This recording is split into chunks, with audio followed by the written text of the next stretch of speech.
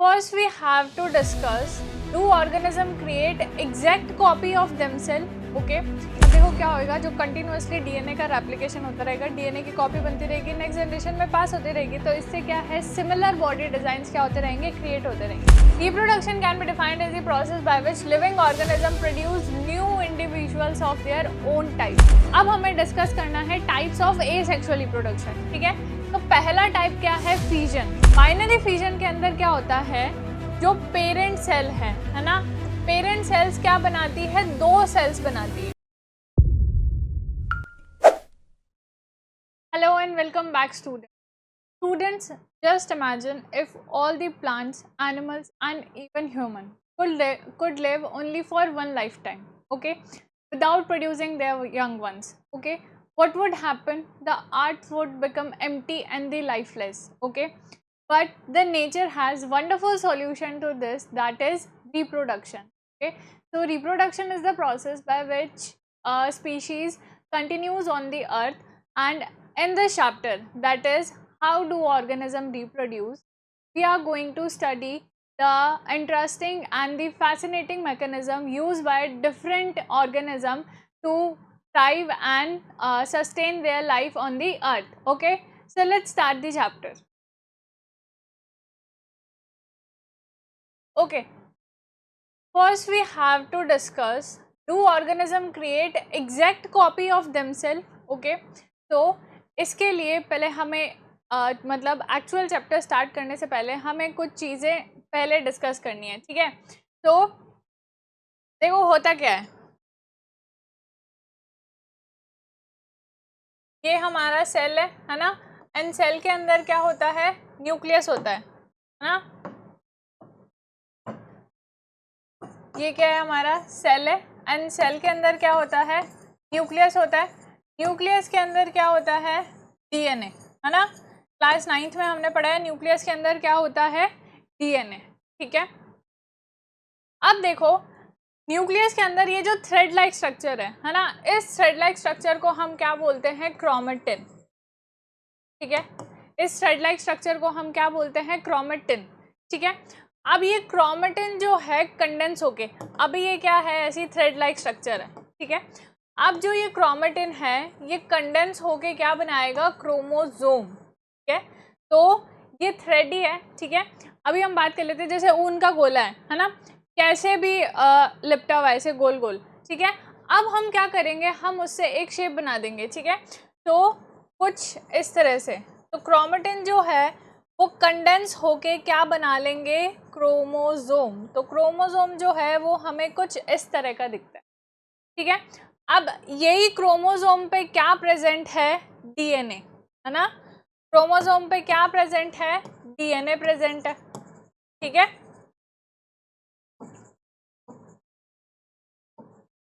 Clear है। सो cell है, cell के अंदर न्यूक्लियस है, न्यूक्लियस के अंदर क्या प्रेजेंट है, क्रोमेटिन, ठीक है। क्रोमेटिन से मतलब क्रोमेटिन कंडेंस होगा और क्या बना लेगा, क्रोमोसोम्स बना लेगा, ठीक है। अब देखो chromosomes and the nucleus contain chromosome made up of DNA. DNA के पास में क्या है, हेरिडिटरी इंफॉर्मेशन, है ना। यानी कि जो कैरेक्टर्स है एक जनरेशन से दूसरी जनरेशन में जाएंगे, तो उन कैरेक्टर्स को, यानी कि जैसे हमारे पेरेंट्स से जो कैरेक्टर्स है वो हमारे पास आए हैं, तो उनको लेके कौन आया है, लाने का काम किसका है, डीएनए का, ठीक है। अब देखो नेक्स्ट प्रोसेस क्या है, DNA कॉपिंग। Reproduction involves creating a कॉपिंग of DNA, ठीक है। देखो क्या होगा, जब सेल डिवाइड होती है ना, सेल डिवाइड होएगी मतलब एक सेल से दो नई सेल्स बन रही है, ठीक है। अब उन सेल्स के पास में भी क्या होगा, न्यूक्लियस होगा, और न्यूक्लियस के अंदर वही डीएनए होगा, ठीक है। तो ये एक सेल है, इस एक सेल से दो नई सेल्स बन रही है ना। तो देखो दो नई सेल बन रही है, पर इस सेल के पेरेंट सेल के पास में तो एक ही न्यूक्लियस है, और दो नई जो सेल्स बन रही है उन, फिर एक न्यूक्लियस तो एक सेल के पास में चला जाएगा, तो दूसरी वाली के पास में तो कुछ बचेगा ही नहीं, ठीक है। तो इसलिए क्या होता है, जो अपना डीएनए है ना, डीएनए क्या करेगा, अपनी कॉपी बना लेगा, ठीक है। जो डीएनए है न्यूक्लियस के अंदर वो क्या कर लेगा, अपनी कॉपी बना लेगा, ठीक है। तो डीएनए क्या कर लेगा, अपनी कॉपी बना लेगा, और इस प्रोसेस को अपन क्या बोलते हैं, रेप्लिकेशन, ठीक है, डीएनए ने क्या कर ली, अपनी कॉपी बना ली। ठीक है, तो अब 2 डीएनए हो गए ना। ठीक है, तो एक इस वाले सेल डॉटर सेल के पास और एक इस वाले डॉटर सेल के पास में। ठीक है, अब देखो होगा क्या, डीएनए की कॉपी तो बना ली, पर सेल के अंदर और भी तो बहुत सारे ऑर्गेनल्स हैं, है ना, माइटोकॉन्ड्रिया हो गया, गोल्जी, ईआर, तो इन सब की भी क्या करनी पड़ेगी, कॉपीज बनानी पड़ेगी, ताकि जो 2 नई डॉटर सेल्स बन रही है उनके बीच में इक्वली डिस्ट्रीब्यूट हो सके। ठीक है, सो होगा क्या, creating a copy of DNA which is crucial for passing traits to the next generation. ठीक है, अब देखो सेल्यूलर मशीनरी का क्या मतलब है, सेल के अंदर जो बाकी सारे ऑर्गेनल्स है वो भी क्या करेंगे, अपनी कॉपी बनाएंगे या फिर रेप्लिका बनाएंगे। ठीक है, अब देखो होगा क्या, डीएनए का रेप्लिकेशन हो गया, यानी कि डीएनए ने अपनी कॉपी बना ली, और जो सेल्यूलर अपैरेटस है यानी कि जो ऑर्गेनल्स हैं उन सब ने भी अपनी कॉपी बना ली। ठीक है, अब कॉपी बनाने के बाद में क्या हो जाएगा, सेल डिवाइड हो जाएगी, यानी कि एक सेल से 2 नई सेल्स बन जाएगी। दोनों सेल्स के पास में न्यूक्लियस है, न्यूक्लियस के अंदर डीएनए है, और दोनों सेल्स के पास में क्या होंगे, सारे ऑर्गेनल्स प्रेजेंट होंगे। ठीक है, resulting in the 2 cell with their own set of DNA and the cellular apparatus. ठीक है, अब देखो डीएनए रेप्लिकेशन यानी कि जो डीएनए की कॉपी बनना है ना, वो कैसा प्रोसेस है, बायोकेमिकल प्रोसेस है ना, क्योंकि केमिकल रिएक्शन है। ठीक है, कैसा प्रोसेस है, बायोकेमिकल प्रोसेस है। ठीक है, केमिकल रिएक्शन एक तो और कहाँ हो रही है, हमारी लिविंग, है ना, यानी कि हमारी बॉडी के अंदर हो रही है, तो बायोकेमिकल प्रोसेस। ठीक है, इसकी वजह से क्या आ जाते हैं, वेरिएशन। अब देखो वेरिएशंस क्या होते हैं, जब डीएनए अपनी कॉपी बना रहा होता है ना, तो उस टाइम पे क्या आ जाएंगे, डीएनए के अंदर कुछ चेंजेस आ जाएंगे। ठीक है, जब डीएनए कॉपी बना रहा होगा, ठीक है, तो उस टाइम पे क्या आ जाएंगे, कुछ चेंजेस आ जाएंगे। ठीक है, ये चेंजेस ही क्या है, वेरिएशंस। ठीक है, ये चेंजेस ही क्या है, वेरिएशंस है। क्लियर है, तो that can introduce variation while cells may not be identical but remain similar. ठीक है, अब देखो सेल्स बिल्कुल आइडेंटिकल नहीं है ना, यानी कि 100% सेम नहीं है। ठीक है, आइडेंटिकल का मतलब तो क्या हो गया, जैसे मैं हूँ तो मेरे जैसी सेम टू सेम, है ना, एक और अगर यहाँ पे हो तो हम दोनों आइडेंटिकल हो जाएंगे। ठीक है, अब देखो हम क्या होंगे, सिमिलर। ठीक है, जैसे जो सारे ह्यूमंस है ना, तो मतलब किसी भी ह्यूमन को देख के बता सकते हैं कि हाँ ये ह्यूमन है, किसी भी डॉग को देख के बता सकते हैं कि ये डॉग है। ठीक है, तो जो नई सेल्स बनती है वो क्या होंगी, आइडेंटिकल नहीं होगी बट वो सिमिलर होगी। ठीक है, so non viable DNA copies can lead to cell death. ठीक है, अब जो नॉन वायबल कॉपीज है ना, उससे क्या हो जाएगी, सेल की डेथ हो जाएगी, क्योंकि जो सारा फंक्शन है वो न्यूक्लियस पे ही डिपेंड करता है। अब न्यूक्लियस के अंदर जो डीएनए है वो ही ढंग से नहीं बना है ना, यानी कि उसकी कॉपी सही से नहीं हो पाई है। ठीक है, तो उसकी वजह से क्या हो जाएगी, सेल की डेथ हो जाएगी। ठीक है, ensuring that the new cell will only functional DNA can survive. इससे मतलब जिनके पास सिर्फ फंक्शनल डीएनए है और जो सेल्स अच्छे से काम करती है सिर्फ वो ही क्या करे, सर्वाइव कर पाए। जिनके पास में नॉन वायबल यानी कि जो डीएनए सही से नहीं बना है, तो वो क्या हो जाएगी, सेल की डेथ हो जाएगी, है ना, ताकि जो हमारी बॉडी है वो प्रॉपरली फंक्शन कर सके। क्लियर है, सो सबसे पहले क्या होता है, जो क्रोमोसोम है ना, क्रोमोसोम न्यूक्लियस, सेल के अंदर न्यूक्लियस है, न्यूक्लियस के अंदर क्रोमेटिन है, क्रोमेटिन कंडेंस होके क्या बना लेंगे, क्रोमोसोम, क्रोमोसोम के ऊपर क्या प्रेजेंट है, डीएनए। ठीक है, अब देखो रिप्रोडक्शन करना है ना, तो देखो क्या होगा, पहले जो डीएनए है वो अपनी कॉपी बनाएगा, क्योंकि जब सेल डिवाइड होती है तो 2 नई सेल्स बनती है। अब इस सेल के पास में तो एक ही न्यूक्लियस और एक ही डीएनए है, बट 2 नई सेल्स बन रही है तो दोनों में इक्वली डिस्ट्रीब्यूट करना है, तो डीएनए क्या करेगा, अपनी कॉपी बना लेगा। ठीक है, अपनी कॉपी बना लेगा, और सेल के अंदर बाकी जो अपैरेटस है उसकी भी क्या करेंगे, कॉपी करेंगे। ठीक है, नेक्स्ट आता है सेल डिवीजन का प्रोसेस। सेल डिवीजन के प्रोसेस में क्या होगा, जो पेरेंट सेल है वो 2 डॉटर सेल्स में डिवाइड हो जाएगी। ठीक है, अब देखो जब डीएनए अपनी कॉपी बनाता है तो उस टाइम पे कुछ ना कुछ चेंजेस आ जाते हैं, इन चेंजेस को ही हम क्या बोलते हैं, वेरिएशन। ठीक है, रेप्लिकेशन कैसा है, बायोकेमिकल प्रोसेस है। ठीक है, क्लियर है, सो स्टूडेंट्स आप एक बार इसे देख लीजिए।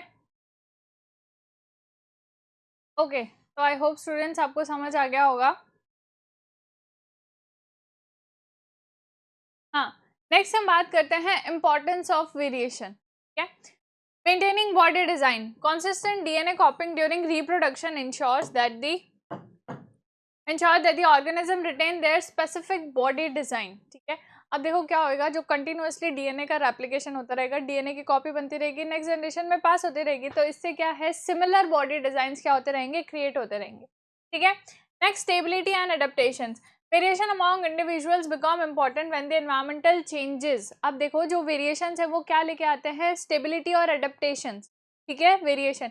अब देखो जो एनवायरमेंट है ना, उसमें क्या होते रहते हैं, कंटिन्यूअसली चेंजेस होते रहते हैं, ठीक है। बाय चांस है अभी कभी मतलब जैसे पहले जो थी आइस एज थी, है ना, अपन ने सुन रखा है, तो उस टाइम पे भी तो इंडिविजुअल्स थे वो सर्वाइव कर रहे थे, है ना। तो जो एनवायरमेंट है उसमें क्या होता रहता है, चेंजेस होते रहते हैं, ठीक है। कभी बहुत ज़्यादा गर्म हो जाएगा, कभी बहुत ज़्यादा ठंडा हो जाएगा, ठीक है। वाटर लेवल्स भी बढ़ते रहते हैं और कम होते रहते हैं, ठीक है। तो जो वेरिएशंस है ना, वो क्या करते हैं, इन एनवायरमेंटल चेंजेस को क्या करते हैं, ओवरकम करने में हेल्प करते हैं, ठीक है।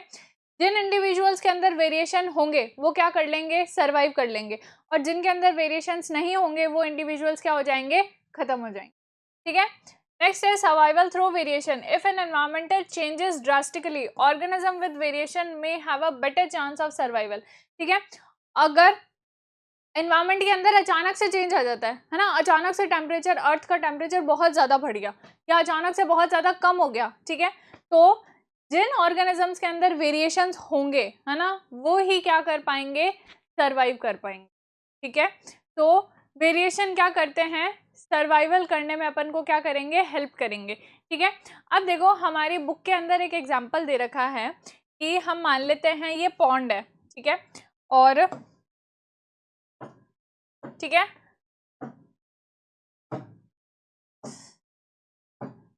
हम मान लेते हैं ये पॉन्ड है, ठीक है, और पॉन्ड के अंदर क्या है, बैक्टीरियाज तो होंगे, ठीक है। तो पॉन्ड के अंदर क्या है, बैक्टीरियाज, चलो बैक्टीरियाज, ठीक है। अब देखो ये जो बैक्टीरिया है ना, इनकी टेम्परेचर टॉलरेंस है ना, यानी कि ये कितना टेम्परेचर टॉलरेट कर सकते हैं, ठीक है। तो अपन ये है कि ये 20 to 25 डिग्री सेंटीग्रेड जो टेम्परेचर है ना, उसको टॉलरेट कर सकते हैं, ठीक है। अब देखो क्या हो रहा है, जो पॉन्ड है उसके मान लेते हैं अपन, आप पास में कोई फैक्ट्री है, ठीक है, फैक्ट्री है या कोई इंडस्ट्री है, ठीक है, या फिर ग्लोबल वार्मिंग की वजह से जो पॉन्ड है उसका टेम्परेचर क्या हो रहा है, धीरे धीरे इंक्रीज हो रहा है, ठीक है। तो फैक्ट्री में से भी क्या निकलेगा, गर्म पानी वगैरह निकलेगा, वो इस पॉन्ड में आके मिक्स हो रहा है। तो कहने का मतलब है कि जो पॉन्ड का टेम्परेचर है वो क्या हो रहा है, धीरे धीरे इंक्रीज हो रहा है, ठीक है। हम मान लेते हैं कि आने वाले टाइम में, ठीक है, अब पॉन्ड का टेम्परेचर क्या हो चुका है, ग्लोबल वार्मिंग की वजह से 40 to 45 डिग्री सेंटीग्रेड हो चुका है, ठीक है। अब पॉन्ड का टेम्परेचर कितना हो गया, 40 to 45 डिग्री सेंटीग्रेड, ठीक है। अब देखो ये जो बैक्टीरियाज है ना, ये बैक्टीरियाज क्या करेंगे, नए बैक्टीरियाज बनाएंगे, ठीक है, फिर ये और नए बैक्टीरियाज बनाएंगे, ठीक है। तो जो नए बैक्टीरियाज बन रहे हैं ना, उनके अंदर जो टेम्परेचर टॉलरेंस रेंज है वो क्या है, इंक्रीज हो गई है, ठीक है। वो अब क्या हो गई है, मतलब अपन मान लेते हैं let's say 40 to 50 degree centigrade हो गई है टेम्परेचर टॉलरेंस रेंज, ठीक है। कैसे होएगी ये, बिकॉज ऑफ वेरिएशन, क्योंकि जो नए बैक्टीरिया बन रहे हैं उनमें क्या आ गए, वेरिएशंस आ गए, जिसकी वजह से उनकी टेम्परेचर टॉलरेंस रेंज क्या हो गई, इंक्रीज हो गई, ठीक है। तो अब देखो जब ग्लोबल वार्मिंग की वजह से पॉन्ड का टेम्परेचर बढ़ चुका है ना, तो जो नए बैक्टीरिया है ना, जो नए बैक्टीरिया है यानी कि जिनकी टेम्परेचर टॉलरेंस रेंज क्या है, 40 to 50 डिग्री सेंटीग्रेड है, वो तो क्या कर लेंगे, अभी वाली कंडीशंस में सर्वाइव कर लेंगे जब पॉन्ड का टेम्परेचर बढ़ चुका है। पर जो हमारे पुराने वाले बैक्टीरिया है जिनकी टेम्परेचर टॉलरेंस रेंज क्या है, 20 to 25 डिग्री सेंटीग्रेड है, ये क्या करेंगे, सर्वाइव नहीं कर पाएंगे, ठीक है, और ये क्या हो जाएंगे, खत्म हो जाएंगे, ठीक है। और जो नए वाले बैक्टीरियाज है जिनकी टेम्परेचर टॉलरेंस रेंज क्या थी, 40 to 50 डिग्री सेंटीग्रेड, ये क्या कर लेंगे, सर्वाइव कर लेंगे, क्लियर है, ठीक है। सो वेरिएशन जो है वो क्या करते हैं, सर्वाइवल के चांसेस को बढ़ा देते हैं, ठीक है। नेक्स्ट है importance of variation. Variation allows species to adapt to new condition and continue to exist over time, ठीक है। तो आई होप स्टूडेंट्स आपको समझ आ गया होगा कि वेरिएशन के इम्पोर्टेंस क्या है, ठीक है। तो आप एक बार इसे देख लीजिए, ओके। तो आई होप स्टूडेंट्स आपको समझ आ गया होगा। Variation occur as a result of asexual reproduction, vegetative propagation, sexual reproduction and regeneration. तो वेरिएशंस आते हैं हमेशा सेक्सुअल रिप्रोडक्शन की वजह से, ठीक है. Number of chromosome present in the parents and the offspring of a particular species remain constant, ठीक है. अब देखो कांस्टेंट कैसे रहेंगे, ठीक है. देखो जब गैमेट्स बनते हैं, है ना, जैसे अभी ह्यूमंस के अंदर कितने क्रोमोसोम्स है, 46 क्रोमोसोम होते हैं, है ना. तो जब गैमेट्स यानी कि स्पर्म एंड ओवम बनेंगे तो उनके अंदर क्या हो जाता है, क्रोमोसोम का नंबर हाफ हो जाता है, ठीक है. क्रोमोसोम का नंबर हाफ हो गया, ये क्या है, मेल गैमेट, और ये क्या है, female gamete, sperm and ovum, ठीक है. क्रोमोसोम का नंबर हाफ हो गया. अब देखो जब फर्टिलाइजेशन होगा, यानी कि जब स्पर्म और ओवम का फ्यूजन होगा, इसी प्रोसेस को फर्टिलाइजेशन बोलते हैं. तो फर्टिलाइजेशन से वापस क्या होएगा, 23 + 23 मिलके क्या बना लेंगे, 46 chromosome.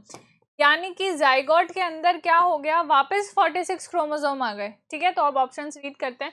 Doubling of chromosome during zygote formation, halving of chromosome during gamete formation, ठीक है. तो देखो ये ऑप्शन सही हो जाएगा, बाकी ऑप्शंस भी पढ़ लेते हैं. Doubling of chromosome during gamete formation and halving of chromosome during zygote formation, ठीक है. जब गैमेट्स बन रहे हैं, सेकेंड ऑप्शन है ना, जब गैमेट्स बन रहे हैं तो वहां पे हमने क्या कर दिया, क्रोमोसोम का नंबर हाफ कर दिया, ताकि जब फर्टिलाइजेशन होगा तो ये क्या हो जाएगा, नंबर वापस रिस्टोर हो जाएगा, ठीक है. सो हमारा कौन सा ऑप्शन करेक्ट हो जाएगा, ऑप्शन सी, ठीक है. हाँ, अब नेक्स्ट हम बात करते हैं मोड्स ऑफ रिप्रोडक्शन, ठीक है. तो reproduction can be defined as the process by which living organism produce new individuals of their own type, ठीक है. ऐसा प्रोसेस जिसमें लिविंग ऑर्गेनिज्म खुद के ही जैसे, है ना, इंडिविजुअल्स प्रोड्यूस करते हैं, ठीक है. अब देखो जो मोड ऑफ रिप्रोडक्शन है दो टाइप्स का है, ए सेक्शुअल एंड दी सेक्शुअल, ठीक है. ए सेक्शुअल मोड ऑफ रिप्रोडक्शन में क्या होता है, जिसके अंदर एक सिंगल इंडिविजुअल ही होता है, ठीक है. और सेक्सुअल मोड ऑफ रिप्रोडक्शन में 2 इंडिविजुअल्स की नीड होती है, ठीक है. तो ए सेक्सुअल रिप्रोडक्शन में single parent is involve and इधर 2 पेरेंट्स आर इन्वॉल्व, ठीक है. ए सेक्सुअल रिप्रोडक्शन में गैमेट्स का फॉर्मेशन नहीं होता है और इधर गैमेट्स का फॉर्मेशन होगा, ठीक है. ए सेक्सुअल रिप्रोडक्शन में फर्टिलाइजेशन नहीं होता है और इधर फर्टिलाइजेशन होगा. अभी हमने डिस्कस किया था कि गैमेट्स बनेंगे और वो फर्टिलाइज करके क्या बनाएंगे, जाइगोट बनाएंगे, तो फर्टिलाइजेशन होगा, ठीक है. Offspring formed are genetically similar, ठीक है. अब देखो एसेक्सुअल रिप्रोडक्शन जिस नए ऑर्गेनिज्म बन रहे हैं, है ना, वो बिल्कुल कैसे होंगे, अपने पेरेंट्स के जैसे होंगे, ठीक है. और इधर जो ऑफस्प्रिंग बनेंगे वो कैसे हो जाएंगे, जेनेटिकली डिसिमिलर, यानी कि उनमें कुछ थोड़ा बहुत डिफरेंस आ जाएगा. किस वजह से आ जाएगा, क्योंकि हमने अभी पढ़ा था कि सेक्सुअल रिप्रोडक्शंस में क्या आ जाते हैं, वेरिएशंस आ जाते हैं. वेरिएशंस की वजह से वो क्या हो जाएंगे, थोड़े से डिसिमिलर हो जाएंगे. क्लियर है. अब सबसे पहले बात करते हैं एसेक्सुअल रिप्रोडक्शन की, ठीक है. अब हमने मतलब हमने बात कर ली एसेक्सुअल और सेक्सुअल की. अब हमें डिस्कस करना है टाइप्स ऑफ एसेक्सुअल रिप्रोडक्शन, ठीक है. तो पहला टाइप क्या है, फ्यूजन, ठीक है. अब देखो फ्यूजन के अंदर क्या होता है, फ्यूजन जनरली अपन को किस में देखने को मिलेगा, यूनिसेलुलर ऑर्गेनिजम्स में, ठीक है. New individual are created by the process of cell division और फ्यूजन, ठीक है. Nucleus of the cell divides into the new individual under favourable conditions, है ना. जब फेवरेबल कंडीशन होगी तो उस टाइम पे क्या होगा, फ्यूजन होगा.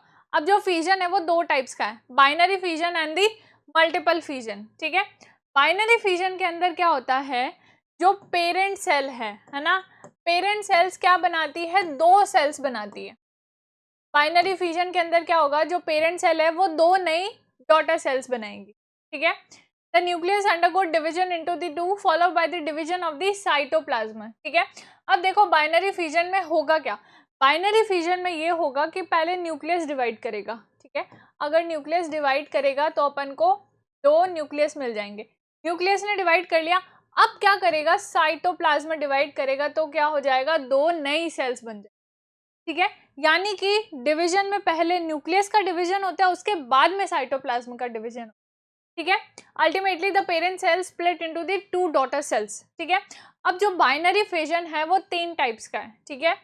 Irregular, transverse and the longitudinal, ठीक है.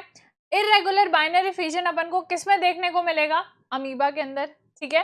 देखो क्या हो रहा है, पहले जो है न्यूक्लियस डिवाइड हो रहा है, ठीक है, न्यूक्लियस डिवाइड हो गया, अब उसके बाद में क्या हो रहा, साइटोप्लाज्म में डिवाइड हो रहा है और 2 नए अमीबा बन जाएंगे, ठीक है। तो इरेगुलर बाइनरी फिजन का एग्जांपल क्या है, अमीबा। इरेगुलर क्यों बोला है, क्योंकि अमीबा का जो शेप है वो इरेगुलर होता है, तो जो डिवीजन है वो किसी भी डायरेक्शन से हो सकता है, इसलिए हमने क्या बोला है, इरेगुलर। नेक्स्ट है ट्रांसवर्स, ठीक है, ये जो ऑर्गेनिज्म है ये क्या है, पैरामीशियम, ठीक है। तो पैरामीशियम, पैरामीशियम के अंदर अपन को कैसा बाइनरी फिजन देखने को मिलेगा, ट्रांसवर्स, ये क्या है, ट्रांसवर्स, ठीक है। सो पैरामीशियम क्या होगा, ट्रांसवर्सली 2 नए इंडिविजुअल में डिवाइड होगा, ठीक है। और नेक्स्ट है लॉन्गिट्यूडिनल, लॉन्गिट्यूडिनल का मतलब ऐसे, ठीक है। तो जो लेशमानिया है ना, लेशमानिया क्या शो करता है, लॉन्गिट्यूडिनल बाइनरी फिजन शो करता है, और ये लॉन्गिट्यूडिनली 2 इंडिविजुअल्स बनाएगा, ठीक है। ये देखो क्या हुआ, सबसे पहले एक न्यूक्लियस है, पहले क्या हो गया, न्यूक्लियस का डिवीजन हो गया, न्यूक्लियस के डिवीजन होने के बाद में क्या होगा, साइटोप्लाज्म का डिवीजन होगा और 2 नए लेशमानिया बन जाएंगे, ठीक है। अब देखो क्वेश्चन अगर घुमा के आएगा तो कैसे आएगा, ठीक है, कि एक ऑर्गेनिज्म है जिससे डिजीज हो रही है काला आजार, तो वो कौन सा रिप्रोडक्शन शो करता है, ठीक है। तो जो लिशमानिया है उससे कौन सी डिजीज हो रही है, काला आजार, ठीक है। तो क्वेश्चन है कि जो काला, ऐसा ऑर्गेनिज्म जिससे काला आजार डिजीज हो रही है वो कौन सा रिप्रोडक्शन शो करता है, तो लेशमानिया से काला आजार हो रहा है, कौन सा रिप्रोडक्शन शो करता है, लॉन्गिट्यूडिनल बाइनरी फिजन, क्लियर है, ठीक है। तो बाइनरी फिजन हो गया 3 टाइप्स का, इरेगुलर अमीबा में, ट्रांसवर्स पैरामीशियम में, और लॉन्गिट्यूडिनल लेशमानिया में, ठीक है। लेशमानिया से कौन सी डिजीज हो रही है, काला आजार, ठीक है। नेक्स्ट हम बात करते हैं मल्टीपल फिजन, ठीक है। अब देखो बाइनरी फिजन के अंदर एक सेल से 2 ही नए इंडिविजुअल्स बन रहे थे, ठीक है। मल्टीपल फिजन में क्या होगा, एक सेल से बहुत सारी नई सेल्स बन जाएगी, ठीक है। Involves a parent organism dividing into numerous identical daughter cells simultaneously, एक साथ में बहुत सारी क्या हो जाएगी, डॉटर सेल्स बन जाएगी, ठीक है। अब देखो ये जो बहुत सारी नई डॉटर सेल्स, ये पेरेंट सेल है, बहुत सारी जो नई डॉटर सेल्स बनी है ना, इनके बाहर ये जो लेयर है इसे हम क्या बोलते हैं, सिस्ट बोलते हैं, ठीक है। और इस सिस्ट के अंदर ही क्या है, बहुत सारी डॉटर सेल्स प्रेजेंट है, ठीक है। तो देखो होगा क्या, जब फेवरेबल कंडीशन आएगी, है ना, यानी कि जब एनवायरनमेंट में जो कंडीशन है वो बिल्कुल सही है, ठीक है, फेवरेबल है, ठीक है, तो उस टाइम पे क्या होगा, ये सिस्ट बर्स्ट होएगी, ठीक है, ये सिस्ट क्या होएगी, बर्स्ट होएगी, और इसमें से सारी जो सेल्स है, डॉटर सेल्स है, वो क्या हो जाएगी, रिलीज हो जाएगी, ठीक है, क्या होएगी, रिलीज हो जाएगी, ठीक है। This reproductive mechanism is observed in certain organism including Plasmodium, ठीक है। अब मल्टीपल फिजन अपन को किस में देखने को मिलता है, प्लाज्मोडियम के अंदर, ठीक है। प्लाज्मोडियम से कौन सी डिजीज होती है, मलेरिया, ठीक है। लेशमानिया से कौन सी डिजीज हो रही है, काला आजार, और प्लाज्मोडियम से कौन सी डिजीज हो रही है, मलेरिया, क्लियर है। तो ये हो गया हमारा fission, binary fission and multiple fission. Next है फ्रेगमेंटेशन। फ्रेगमेंटेशन क्या होता है, यानी कि जो ऑर्गेनिज्म है उसकी बॉडी क्या हो जाएगी, फ्रेगमेंट्स में डिवाइड हो जाएगी, ठीक है। अब देखो fragmentation is a process where in the body of simple multicellular organism breaks into 2 or more pieces at maturity. जब ऑर्गेनिज्म मैच्योर हो जाएगा उस टाइम पे क्या होगा, जो ऑर्गेनिज्म की बॉडी है वो फ्रेगमेंट्स में डिवाइड हो जाएगी, ठीक है। अब देखो ये जो ऑर्गेनिज्म है क्या है, ये स्पायरोगायरा, ठीक है, क्या है ये, स्पायरोगायरा, ठीक है। अब देखो स्पायरोगायरा के अंदर ये जो हमें इस तरह से दिख रहा है ना, इन्हें हम क्या बोलेंगे, सेप्टा। तो जहां पे सेप्टा प्रेजेंट है वहीं से ये क्या हो सकता है, फ्रेगमेंट्स में डिवाइड हो सकता है, ठीक है। तो जैसे कि एल्गी है ना, स्पायरोगायरा, स्पायरोगायरा क्या है, एक एल्गी है, ठीक है। Undergo maturation and subsequently break into 2 or more small fragments, ठीक है। मैच्योरेशन के टाइम पे क्या होता है, ये फ्रेगमेंट्स में डिवाइड हो जाती है। अब हर जो नया फ्रेगमेंट है वो क्या बना लेगा, एक नया स्पायरोगायरा बना लेगा, ठीक है। यही क्या है, फ्रेगमेंटेशन, ठीक है। Each of these fragments then grows independently and eventually developing into complete organism, ठीक है। हर जो फ्रेगमेंट है वो क्या बना लेगा, एक नया ऑर्गेनिज्म बना लेगा, और ये कहाँ से डिवाइड होंगे, जहाँ पे सेप्टा प्रेजेंट है वहां से फ्रेगमेंट्स में डिवाइड होंगे, ठीक है। तो इसका एग्जांपल क्या हो गया, स्पायरोगायरा, ठीक है, एक पेज पे अपन क्या करते हैं, एग्जांपल्स लिख लेते हैं, है ना। सबसे पहले अपन ने बात करी फिजन की, ठीक है। फिजन के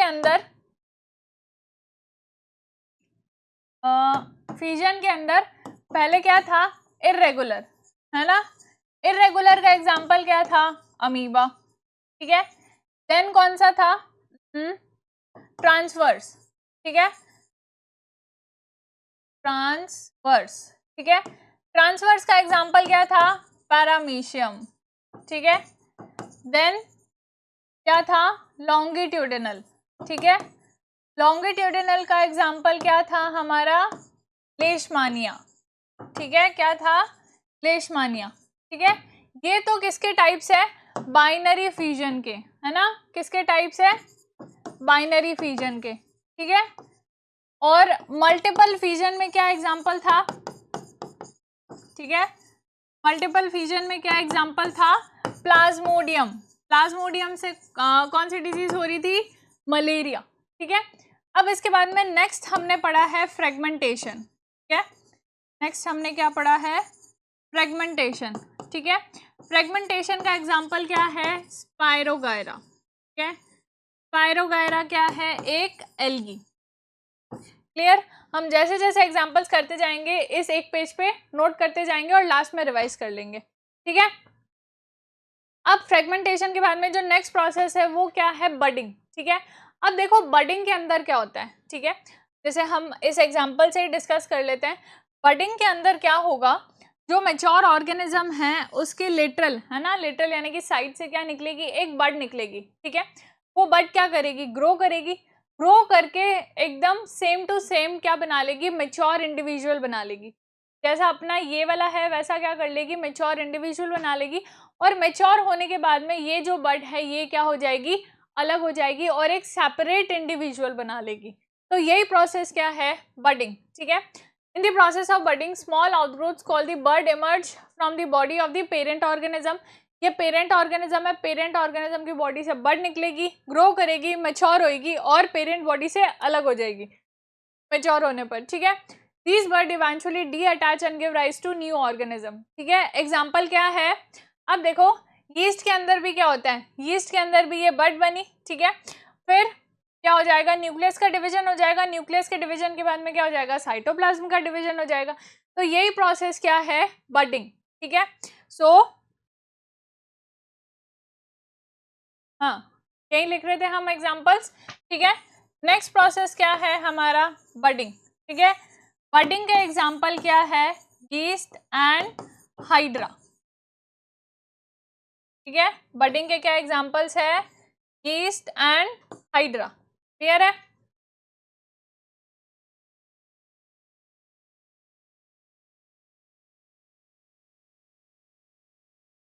ठीक है, अब नेक्स्ट हम बात करते हैं, जो हमारा नेक्स्ट प्रोसेस है वो क्या है, रीजनरेशन, ठीक है। देखो रीजनरेशन नाम से ही समझ आ रहा है ना, क्या हो रहा है, this is the process where some fully differentiated organism can be cut or broken down into pieces, ठीक है। देखो क्या होगा, है ना, ये फुली ग्रोन यानी कि मेच्योर ऑर्गेनिज्म है ना, कुछ रीजंस, है ना, कोई भी रीजन हो सकता है, ठीक है। तो क्या हो गया, ये जो ऑर्गेनिज्म है ये क्या हो गया, डिवाइड हो गया, यानी कि कट हो गया या फिर ब्रोकन हो गया, ठीक है। तो अब क्या होगा, बिकॉज ऑफ रीजनरेशन, है ना, ये जो कट सेगमेंट्स है, इन कट सेगमेंट से हर एक सेगमेंट से क्या हो जाएगा, पूरा का पूरा इंडिविजुअल जनरेट हो जाएगा, क्या हो जाएगा, रीजनरेट हो जाएगा। इसी प्रोसेस को हम क्या बोलते हैं, regeneration. Different cell in the mass of the cut cell undergo a lot of changes to become the different cells the tissues, ठीक है। देखो क्या होगा, रीजनरेशन के अंदर कोई जो इंडिविजुअल है वो क्या हो गया, कट हो गया, ठीक है। तो हर एक जो सेगमेंट है, हर एक जो ब्रोकन पार्ट है वो क्या बना लेगा, एक नया इंडिविजुअल रीजनरेट कर लेगा, ठीक है। तो रीजनरेशन हमें किस में देखने को मिलता है, प्लेनेरिया के अंदर। रीजनरेशन किस में देखने को मिलता है, प्लेनेरिया के अंदर, और साथ ही साथ किस में देखने को मिलता है, हाइड्रा के अंदर। अगर बाय चांस हाइड्रा जो है वो, है ना, पार्ट्स में डिवाइड हो गया है, तो हर एक जो पार्ट है वो क्या कर लेगा, नया हाइड्रा ग्रो कर लेगा। तो यही क्या है, रीजनरेशन, ठीक है। तो रीजनरेशन के एग्जांपल्स क्या हो जाएंगे,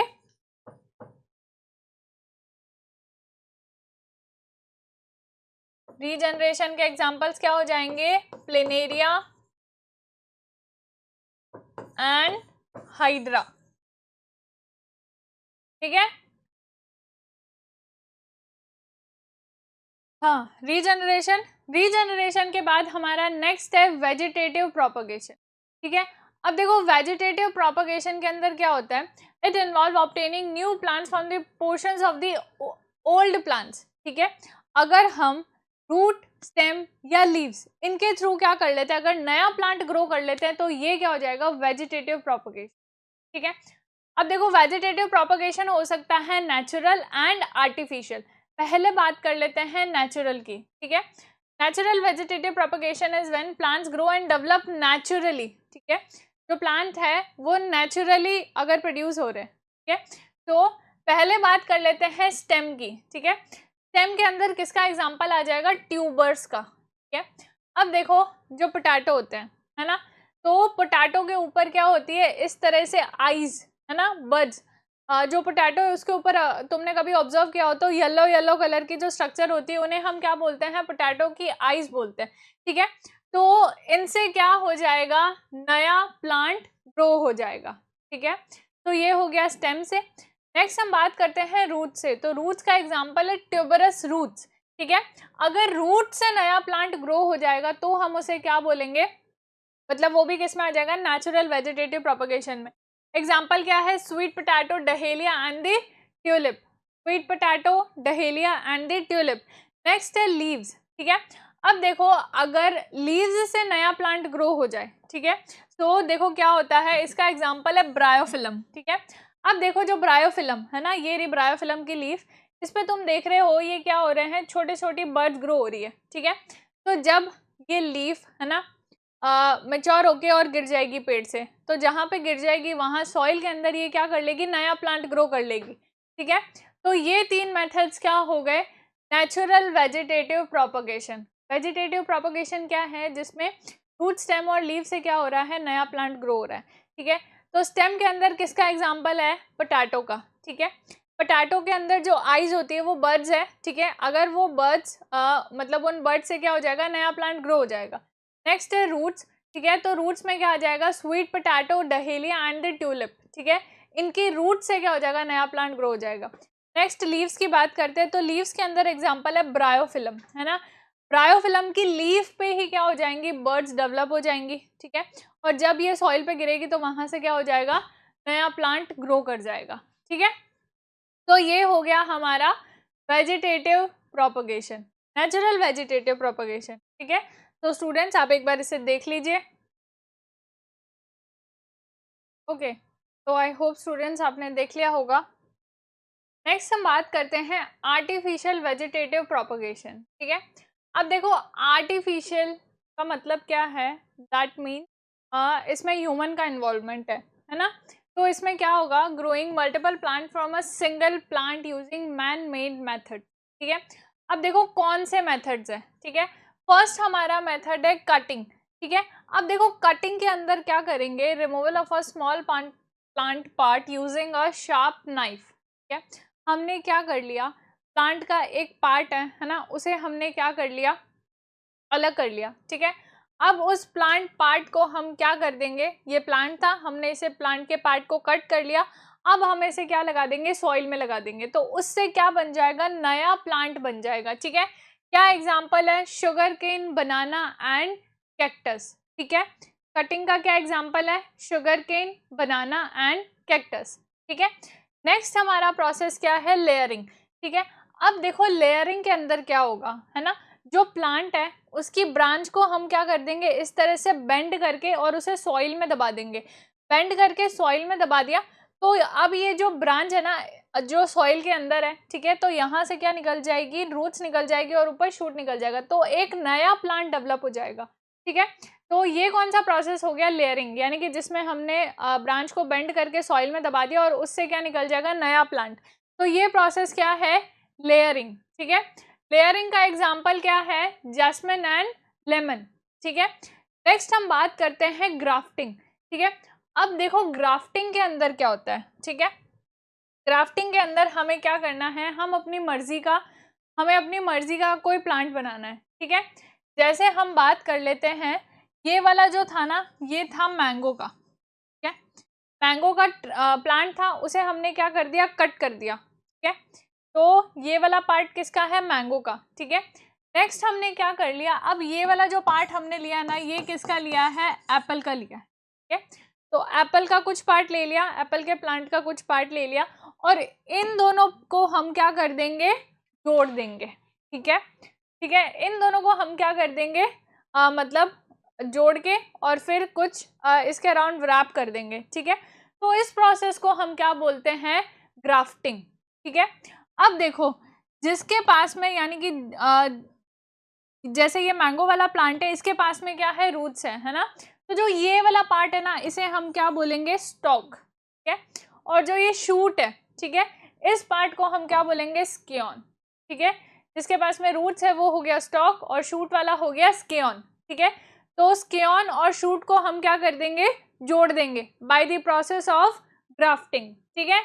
एग्जाम्पल क्या हो जाएगा, एप्पल एंड पियर, ठीक है।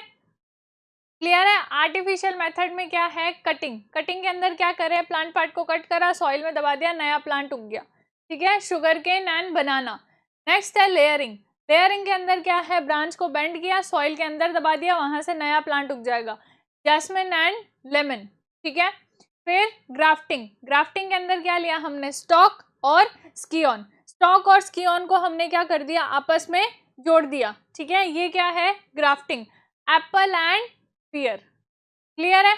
ये हो गया अपना आर्टिफिशियल वेजिटेटिव प्रोपगेशन, ठीक है।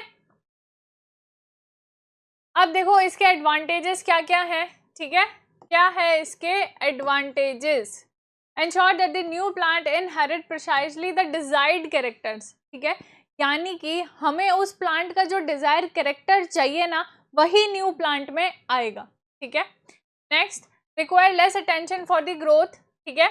और allow the generation of multiple plants from the same plant, एक ही प्लांट से हम क्या कर सकते हैं, बहुत सारे प्लांट्स उगा सकते हैं, जिससे क्या हो जाएगा, एफिशिएंसी और प्रोडक्टिविटी, है ना, दोनों इंक्रीज हो जाएगी, ठीक है।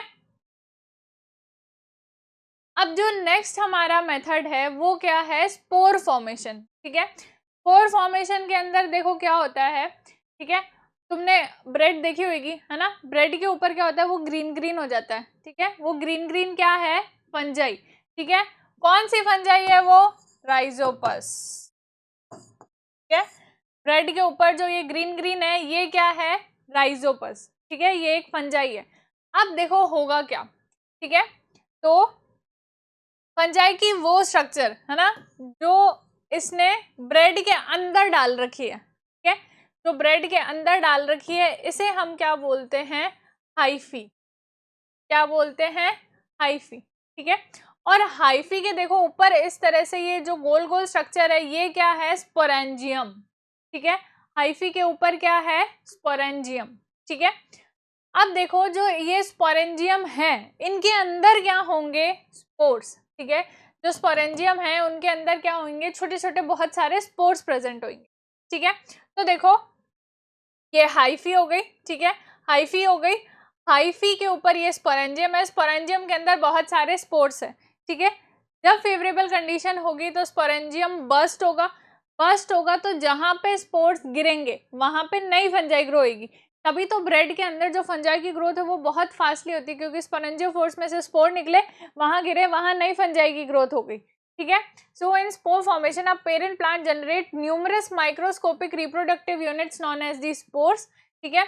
Upon bursting the plant spore case, the spores, plant spore case क्या है यहाँ पे, स्पोरेंजियम, ठीक है। या स्पोर का केस यानी कि जिसके अंदर स्पोर्स बंद है, किसके अंदर बंद है, स्पोरेंजियम के अंदर बंद है, ठीक है।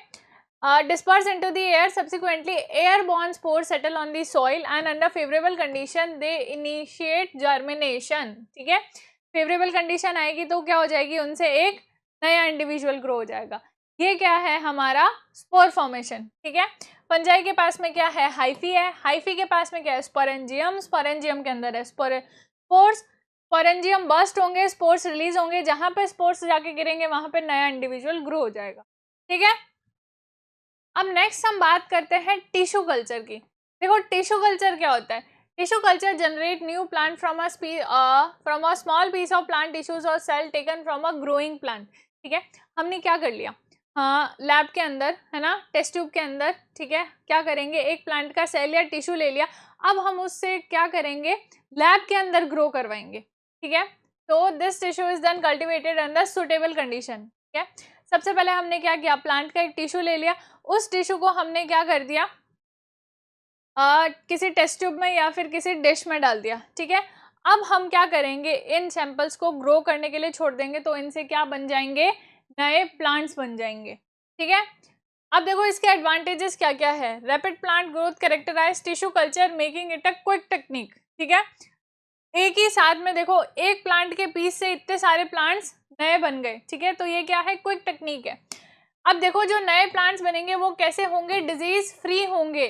ठीक है, नेक्स्ट, क्योंकि रिजल्ट्स क्योंकि हम जो टिश्यू कल्चर की टेक्निक कर रहे हैं, हम कहाँ कर रहे हैं, लैब के अंदर, तो लैब के अंदर सब जगह क्या होगी, स्टेराइल कंडीशंस होगी, यानी कि जो प्लांट्स है वो कैसे होंगे, डिजीज फ्री होंगे।